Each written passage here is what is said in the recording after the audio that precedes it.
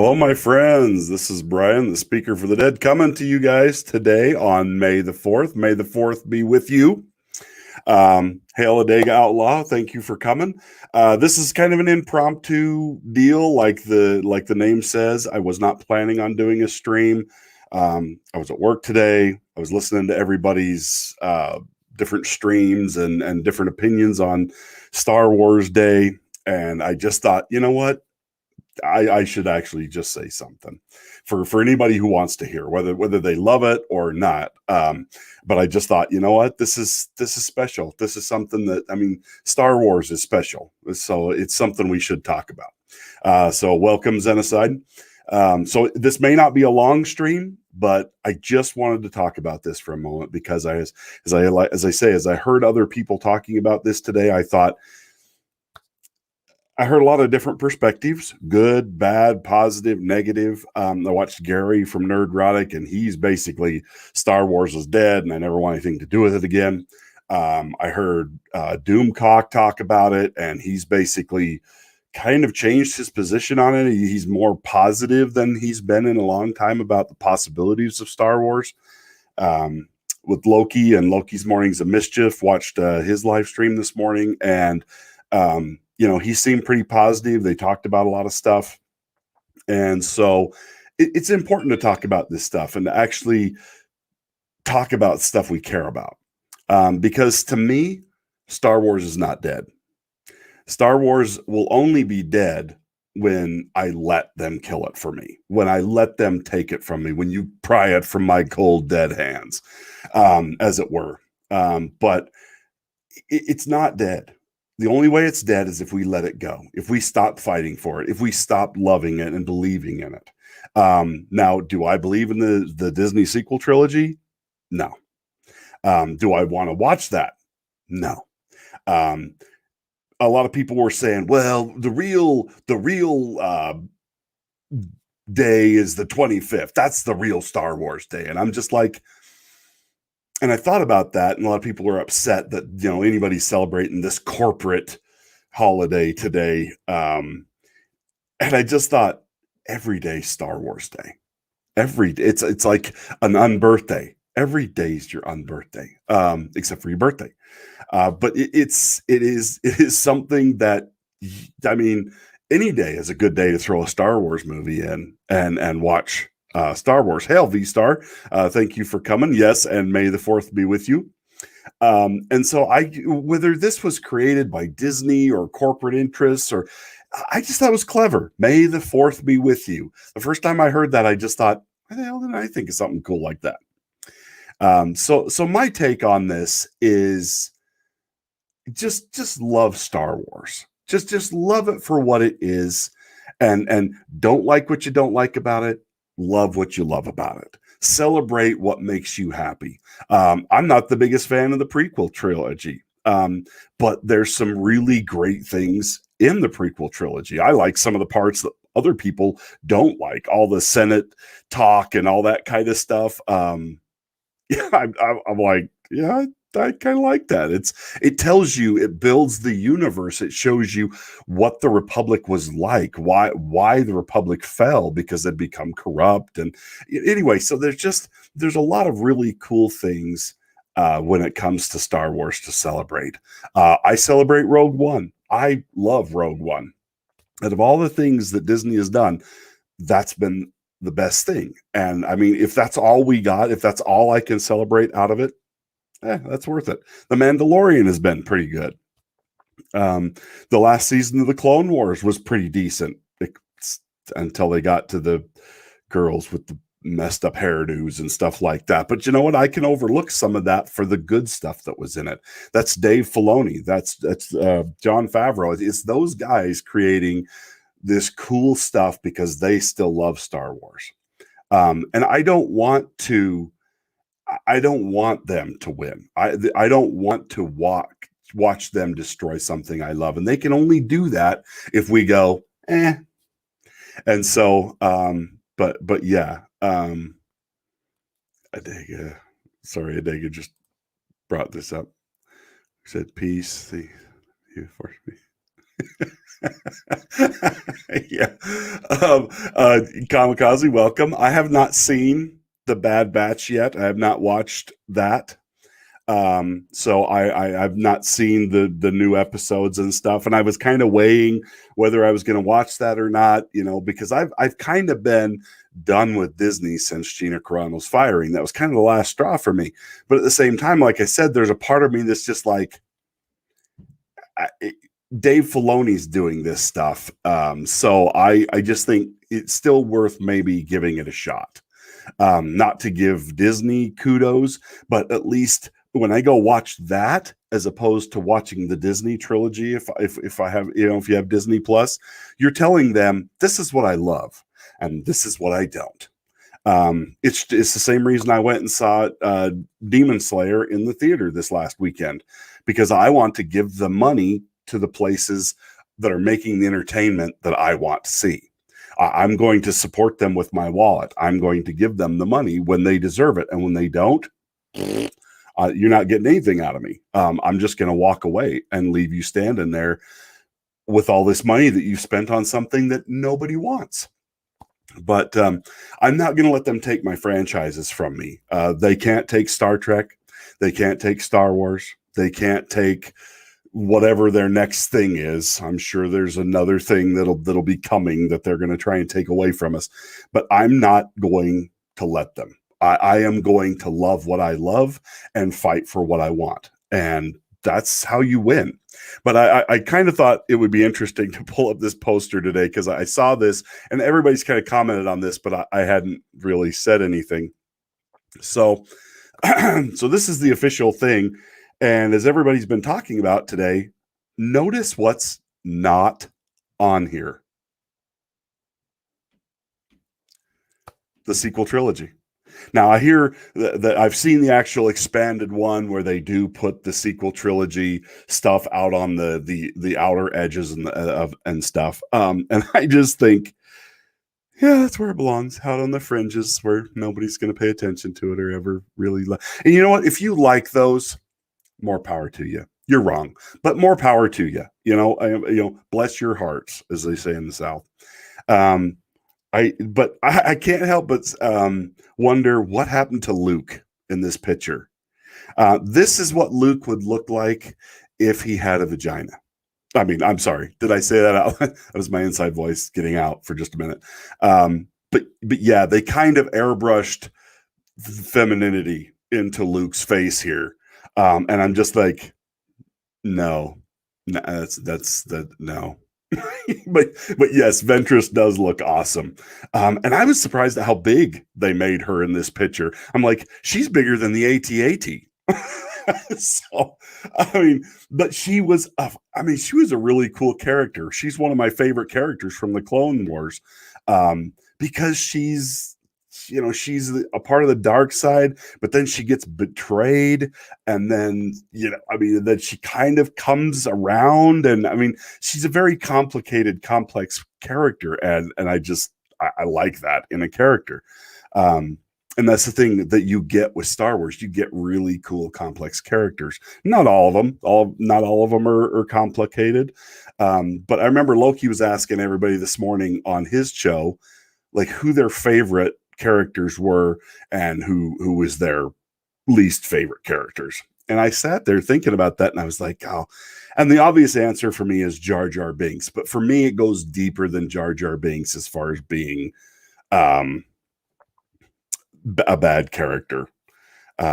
Jar Jar Binks was terrible, but the entire Gungan race was terrible. I suppose that makes me a Gungan racist or something. I'm sure somebody will call me something horrible because I don't like the Gungans.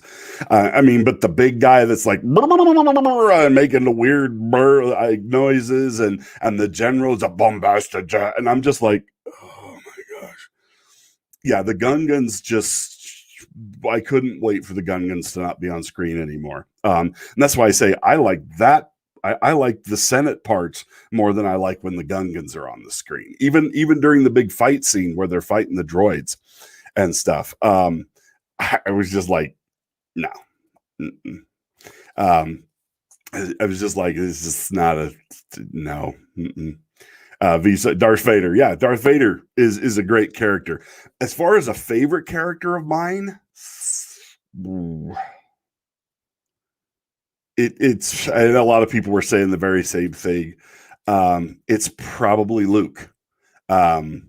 Because he looks like me, and that's he's blonde haired, blue eyed, and you can only identify with characters that look like you, right? So I mean, it has to be him because I don't look like Lando, and I don't look like Han. I don't have dark hair. I don't have nearly as much hair either. But no, it's just Luke was just he was the central focal point. I loved him as a character, and he was a fun character to follow and watch him grow from this whiny farm kid trying to get off the farm to the badass Jedi that he becomes. And I guess I identify with that a little bit because there I go, because he's like me. Because I was a farm kid, and I dreamed about doing big crazy things, although I still wanted to be a farmer. If I could be a farmer right now, I'd be a farmer right now, but I don't have millions of dollars to do it, so I can't. Anyway, but yeah, it's so yeah, the General Gungan was good, especially in the Clone Wars. There's no such thing as a good Gungan. There's just wrong. Uh, yeah, yeah, the Jedi Strikes Back. You mean Return of the Jedi? Sorry, I gotta give you crap for saying that wrong. But yes, the space battles. I mean, the space battles in Star Wars are awesome. The space battle in the prequel, in the third one, where they're fighting to get the Chancellor back. I love that. I love that sequence between with Obi-Wan and Anakin trying to get through. Okay. Xenocide says he's cooking. He fat fingered that, but now that's okay. We understand. But so Anadega didn't like General Grievous. Ow, that surprises me. He was kind of a lot of talk, very little action, kind of a character. So that is true. And I heard several times people saying that. I mean, I thought he was overblown as and not a great villain, but I mean, at the same time, he's a great villain in the fact that he's what I think of as a villain. Someone who's a coward who would always save themselves and let everybody else die around them. I mean, that's my idea of a villain. Never going to sacrifice himself. He'll always sacrifice everybody around him. It's just like, yeah, I don't think I want to be your buddy ever at all. Yeah, and he did get underdeveloped. You get to see quite a bit more of him in the Clone Wars, but even in the Clone Wars, you don't really get the whole backstory on him. Bits and pieces. Loki was talking about that one day too. But it's just I have really, since the sequel trilogy. It's funny. The sequel trilogy did one good thing for me. It made me want to go and read the legacy books. I'd never read the Zahn trilogy, or any of the books that he wrote until after the sequel trilogy came out, and I'm like, there's just got to be something better than this. Something has to be better than this, and that's when I started going and reading the legacy books. Legacy as put by Disney, which or the rest of us what the rest of us call canon. But yeah, it's so I mean it did that for me. It got me into the legacy books, and I've had a lot of fun reading those and learning a lot of the things that I didn't know. So that was a lot of fun for me. so Jeff B is saying that his least favorite were the Ewoks. Dude, really? I love the Ewoks. I guess I was when Jedi came out. I was in my teens, and I love the fact that here's this Stone Age society, and like they joined the Rebel Alliance and helped fight back just because C-3PO looked like one of their gods from the back in the day. But yeah, I mean, who doesn't love the Ewok? Like Kamikaze D says, he's like, and he holds up the guns. Anyway, but I mean, and the fact, I mean, it was kind of fun to watch the Empire get pitted against this Stone Age, tribe thing. And I mean, they're losing, and all of a sudden they turn it around. And so I mean, I love the Ewoks, but I especially loved Wicket. I actually remember watching the Ewoks cartoon afterwards. I would get up and watch that on Saturday mornings, back when we got really cool cartoons and stuff out of Lucas, and stuff. But I mean, the biggest thing today is today, the 25th, whenever you celebrate Star Wars Day, just be happy. Just celebrate Star Wars. Grab some of your friends, grab your family, go sit down and watch Star Wars today. Watch part of Star Wars. Do something. My wife is actually in the young women's, what we call the young women's program at our church. And today, for what they call mutual, they are doing a May the 4th thing, which I thought was just crazy cool. And she was telling me, because she's not a big Star Wars fan, I am, but she's just like, oh no, I don't want to. And I'm just like, so are there men helping you guys do this? Because, not to be sexist here, but you need men to help you with Star Wars Day. And she's just like, no, some of the women are really big into Star Wars. And I'm like, are they though? Really? No. And I know that, and I'm just messing, because I know that there are some massive female Star Wars fans. So I'm just teasing. But yeah, okay. Who's talking about food? What? Oh, all right. So I think Adega started this. I don't know where the pizza rolls came from. Deep fry. And Darth Haster, welcome. I love the Ewoks. Of course, I was 3 when you were 3. Call, I'm that much older than you. Oh my! I'm old. I'm old now, and I realize that. But you know what? In a lot of ways, I'm grateful, because I grew up in an era where you could drink out of garden hoses, you could watch Star Wars, you could watch Knight Rider, you could watch cool things, and nobody ruined it by sticking horrible political things in everything. So I mean, you take the good with the bad. I'm old, but I remember cool stuff. So there's that. But yeah, and yes, pizza rolls are delicious, even though they're apparently made from Ewok. But I hear they're very low in fat. The hair is like, hairballs and stuff. But I mean, but yes. So yes, Wicket was the actor from Willow. Warwick Davis, as Kamikaze just pointed out. Warwick Davis has been in every Star Wars film, except for the first 2. I don't think he was. So I think he was in Jedi, and then he's made appearances in almost all the others. Kamikaze, if I'm wrong on that, you can correct me. But yes, he's I love Warwick Davis. I loved Willow. I love all that stuff. Neither Ewok or pizza rolls are on my design. Come on, when you don't want to cook and you just want something that's going to make you feel greasy and horrible, there's nothing like hot pockets,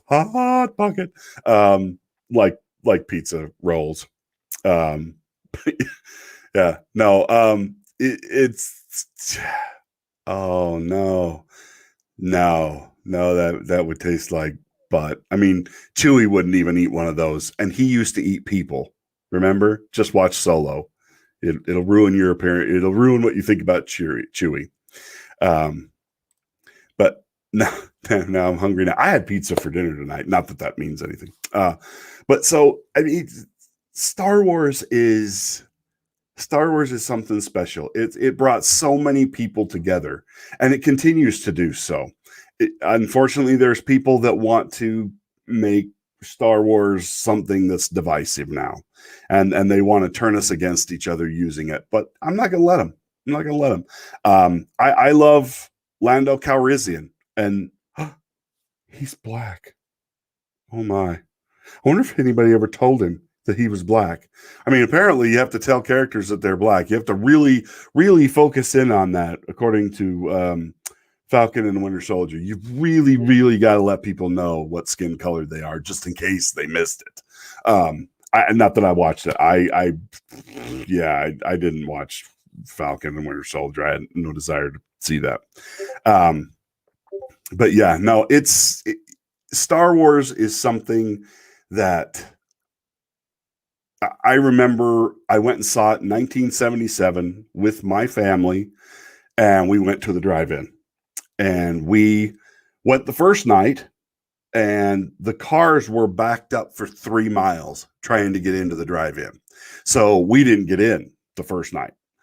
We had to go home, which we lived like 50 miles from the nearest drive-in theater. So we had to drive back to where we lived, wait till the next day, and then drive in. And we came in like 2 or 3 hours earlier than we had, and still had to sit in a line to get in to see Star Wars. But I mean, that's back when, I mean, drive-ins were like a huge thing.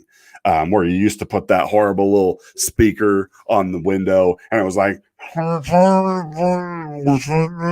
mean, that's what it sounded like. It sounded like somebody was, but I mean, it was still Star Wars. So, I mean, the screen was huge, gigantic. So, but yeah, that's how big of a phenomenon it was. And I remember doing that. And I remember going to every single Star Wars movie in the theater as I was growing up. Thank you, Loki. Thank you. But yeah, it is just an amazing thing that can either bring us together or tear us apart. And it's all on what we're going to let them do. Do I want Kathleen Kennedy gone? Yes. Do I think that's going to happen? I don't know. And I don't care at this point. I don't care about the rumors. I don't care about all that nonsense.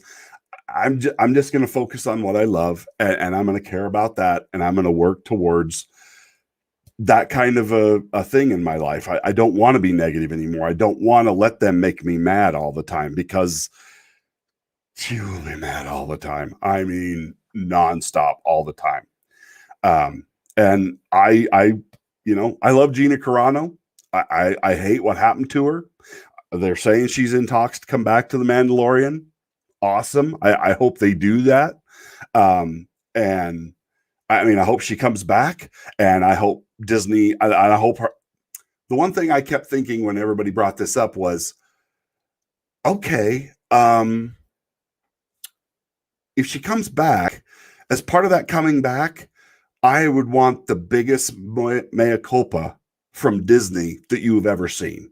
I mean, huge press release, apologizing to her, apologizing for what was said, unequivocally stating that she is not a racist. She is not a Jew hater. She is not any of the things that she was purported to be. I mean, I would be like, sure, I'll come back for, a lot of money, and you eaten the world's largest amount of crow.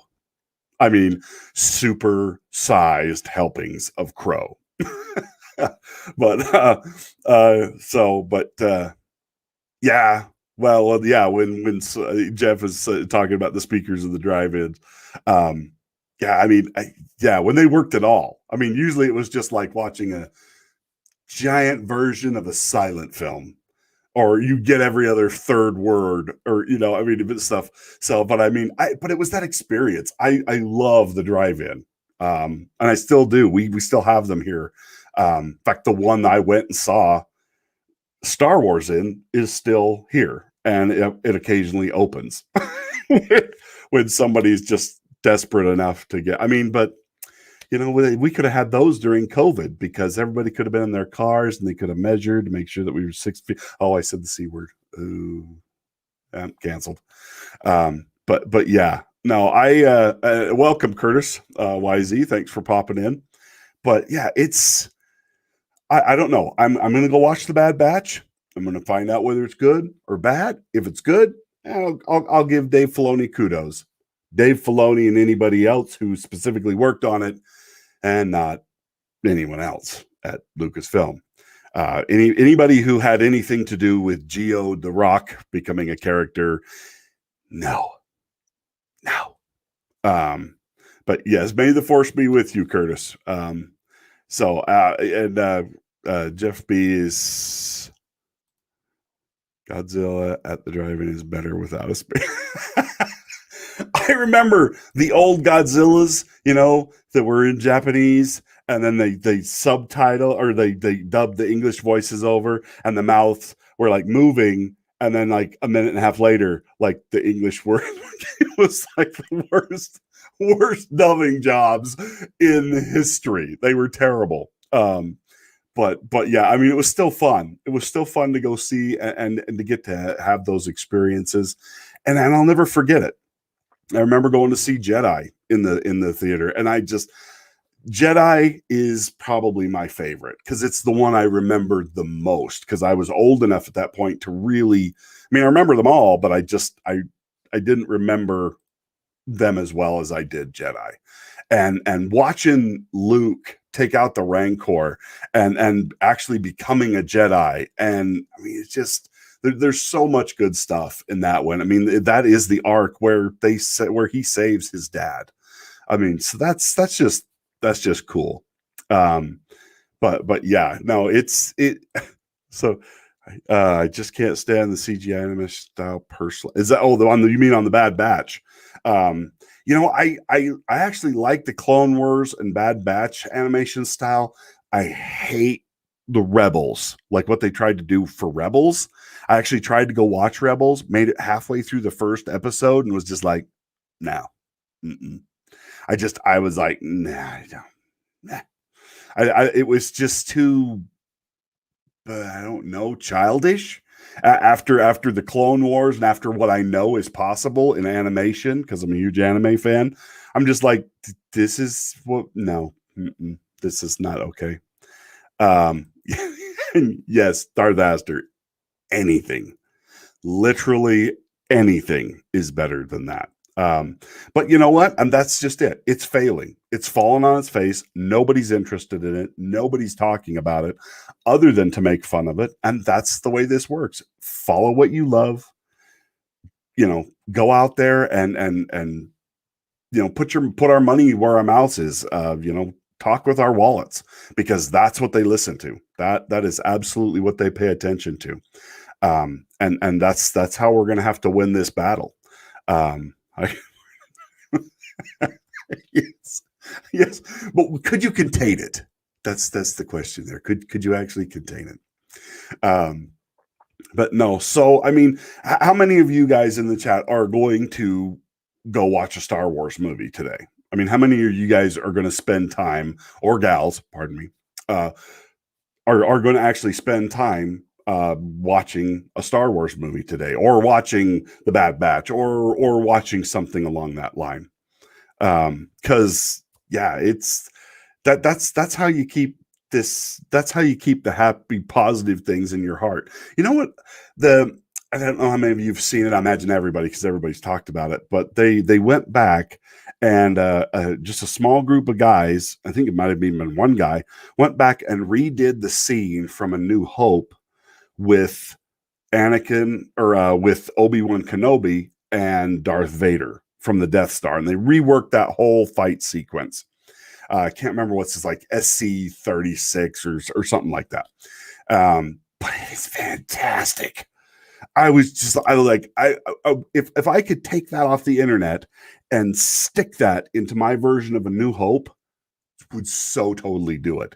It completely changed that scene, and I mean, I realized they couldn't have done that in 1977. They didn't have the technology, they didn't have the ability.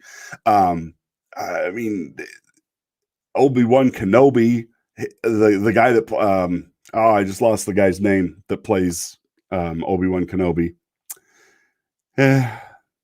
Does he old? Um, but yeah, he's but I mean, I don't think he could have done it. I don't think he could have physically handled um I'm doing that kind of scene and stuff. But it's stuff like that. That's what pulls us into Star Wars. That's the kind of stuff that we should be going out. If some guy in his basement or you know some small group of guys with their own little home computers and software and stuff can go and do something like that, man, that is, I mean, that is just that is the kind of thing that makes me love Star Wars and that makes me relive it all over again and just remember all those feelings. I mean, I remember they're just sitting there when I'm watching that. Yes, Curtis, it's SC-38. It's like my mouth's hanging open. I'm like, this is the coolest freaking thing I have seen in so long. I hope someday somebody goes to those guys and says, "Hey, can we take your thing and put it in the movie?" Of course, then that's just that's just George Lucas changing it one more time. No, I'm just kidding. Because I really am just an original fan. I have the originals on VHS. Wish I had them on DVD or Blu-ray or anything like that, but we're never going to get that with with George Lucas being so adamant to not do that. But I love the originals. I even without all of the extra and the cleaned up images and I love the original ending to Return of the Jedi. That's my favorite. I love that song. Even though it doesn't have all the jumping between the worlds and stuff. I mean, I love those original cuts. That's my Star Wars. I watched the others, but yeah, that one's still my favorite. I don't need extra big aliens walking through the middle of the scene on Tatooine. I don't need more dewbacks walking across the desert other than just the one, that they were moving the head with the stick. I'm like, I'm a practical effects guy. I like practical effects. I think they're better than CGI. CGI has its place, but it's more of a go in and touch it up than a make everything on a green screen. I just think it looks better when it's real. But yes, so and Curtis just says probably my absolute fan made thing, flaws and all. Yes, it is so good. And Spartan, hail Spartan, thanks for coming. Yes, it's amazing what people can do. I remember when the film Sky Captain and the World of Tomorrow or something came out. That was a passion project of one guy that made all of that footage in his computer at home and then managed to talk all them actors in to, I mean, it had Angelina Jolie. It had, oh, geez. Yeah, I just lost the other, but I had a whole bunch of A-list actors. There's a couple British actors and stuff in it that was just, it was crazy. It was just this guy did this, and all of these people came and just basically donated their time into this film, and that's what loving something can do. That's what deciding I love this, and I'm going to keep it going, and I'm going to create, and I'm going to be a part of this can do. It makes it so that it's not just George Lucas's anymore. It's yours. It's ours. And that's what Star Wars is. It's just, I don't know. It's just awesome that we have this kind of stuff in our life, and I'm not going to let them take it from me. But especially, I can't really stay. Yeah. The special editions are like, I'll watch them because that's what I have on DVD, and like my VCR is over here in the corner of my office, dead, and you can't get a VCR anymore. So unless you want to like go dig one out of a dumpster somewhere and stuff, but it's like in parts because it died and I can't fix it. So yeah, I mean, I have a lot of VHS movies that are basically just a kind of my own little shrine to technology that's out of date and I can't use it anymore, which is kind of pointless. But and Darth Haster's asking, need to gather a panel tonight. Anyone interested on the same subject? So if you are, let Darth Haster know. I may be interested in that, Darth Haster. I'm not doing anything else tonight. In fact, I'll be all by myself because everybody else is going to do a Star Wars thing. So I'm going to watch my own movie, damn it. But yeah, no, I didn't say it was good. I didn't say it was good. But yeah, it's the Sky Captain in the World of Tomorrow is to me, it was more of a what the imagination of one man can do.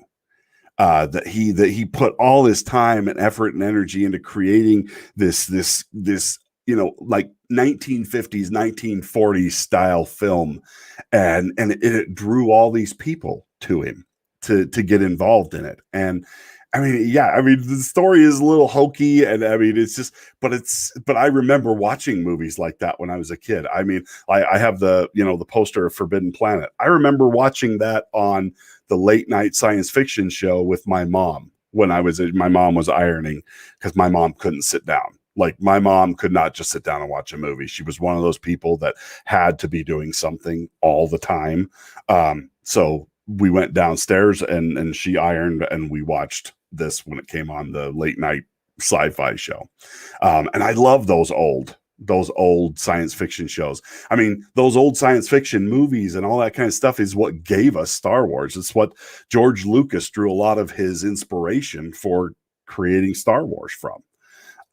Which is, I mean, he drew from Kurosawa films, and he just kind of spliced this world together from everything he loved growing up. And that's what we need to do. I think it's amazing. Adega Outlaw was in here earlier. I don't know if he's still in here, but I mean, Adega Outlaw is writing books. If you haven't gone and checked out Adega Outlaw, go check him out. His stuff is fantastic. The Blood Witch, the Ulganza Witches, did I say that right? Ulganza. I always say it wrong. Ulganza Witches. He's doing that right now on Sundays at 4:00. I mean, there's so many creative people. I mean, Darth Haster, I think he's an author. He's working on things. It's just, and that's what we have to do. We have to become the next George Lucas's, because we can't wait for it anymore. Because quite honestly, I'm not sure that the coming generations even know what creativity is. I think they think it's something that comes out of a phone. No, I think it just dated myself there. Anyway, but no, that's really all I had to say. This wasn't going to be a long stream. It was very impromptu. Thank you all for coming today. Thank you, George Lucas, for giving us Star Wars. Not so happy who you sold it to, but there you go. You take the good with the bad. But thank you for being here, and may the 4th be with you. I hope you guys have a great day, rest of your day, and get out there and watch some Star Wars today, and share it with your kids. Help them learn what the next generation should, what we need to be teaching the next generation about how you create a story, and then show them like 30 seconds of the sequel trilogy to show them, okay, and then you don't do this. You do this, not this. That's what you gotta do. Because that's what we gotta do. We gotta teach people and relearn the younger generations to what is good, because they don't seem to know. But that's not entirely their fault. I mean, this is what they've had to deal with. They had the sequel trilogy. We had the originals. So anyway, but yes, Darth Haster is a writer. So check him out. And he will be doing a live stream later tonight. Pop in on his stream and talk some Star Wars with him, because there's never too much Star Wars. Anyway, thanks for everybody, and we will talk to you next time. Bye now.